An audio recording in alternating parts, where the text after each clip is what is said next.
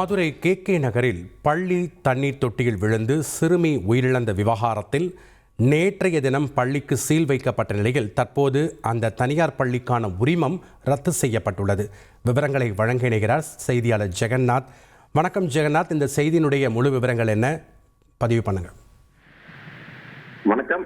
மதுரை மாவட்டம் கே நகர் பகுதியில் செயல்பட்டு வந்த ஸ்ரீ கிண்டர் கார்டன் மழலையர் பள்ளியில் கோடை கால சிறப்பு பயிற்சி முகாம் நடைபெற்றது. இந்த பயிற்சியில் பயிற்சி வகுப்பு மூலமில் கலந்து கொண்டு நேற்று காலை பள்ளி வளாகத்தில் விளையாடி கொண்டிருந்த 4 வயது ஆருத்ரா என்ற சிறுமி பள்ளி வளாகத்தின் அலட்சியமாக திறந்து வைக்கப்பட்டிருந்த தண்ணீர் தொட்டியில் மூழ்கி உயிரிழந்திருக்கிறார். இது தொடர்பாக சிறுமி உயிரிழந்த சம்பவம் நடைபெற்ற என்னங்க இனி வீட்டு வேலையில கொஞ்சம் அதிக ஒத்தாசையா இருக்கணும். வேலை கிடைச்சதா? வேலையா? நான் பாஸ் ஆகணும்னு நினைக்கிறேன்.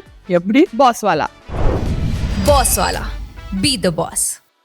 கே நகர் ஸ்ரீ மழலையர் பள்ளியில் வருவாய் கோட்டாட்சியர் ஷாலினி மற்றும் முதன்மை கல்வி அலுவலர் ரேணுகா ஆகியவர் ஆய்வுகள் நடத்திய பின்னர் அந்த பள்ளிக்கு சீல் வைக்கப்பட்டது. மேலும் சிறுமி உயிரிழந்தது தொடர்பாக அண்ணா நகர் காவல் நிலையத்தில் வழக்கு பதிவு செய்து விசாரணை நடத்திய நிலையில் பள்ளி நிர்வாக பராமரிப்பு பணியின் போது அலட்சியமாக செயல்பட்டதன் காரணமாக பள்ளி தாளாளர் திவ்யா மற்றும் உதவியாக இருக்கக்கூடிய வைரமணி ஆகிய இருவர் மீது வழக்கு பதிவு செய்து நீதிமன்றத்தில் ஆஜர்படுத்திய பின்னர் நேற்று அவர்களுக்கு 15 நாள் நீதிமன்ற காவலில் அடைக்க உத்தரவு பிறப்பித்தனர்.